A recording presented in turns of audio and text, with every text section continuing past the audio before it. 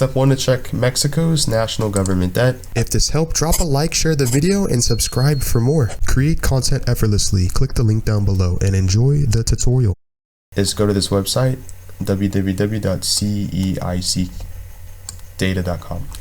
I'll leave a link down in the description. You can check their debt from the years 2005 to present. In this case, it's 2024. And as you can see, we have a chart right here. And if we were to scroll down, we have a list of different countries. This is more of an external.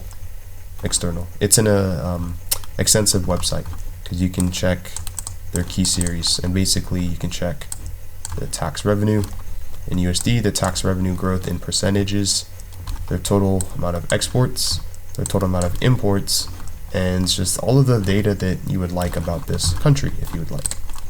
The next website is macrotrends.net. As you can see, Mexico's external debt from the 1960s up until 2024. Pretty extensive. There's a chart here. It's not loading on the screen. Not sure why. And then you can scroll down and do the same thing. The third website is usdebtclock.org.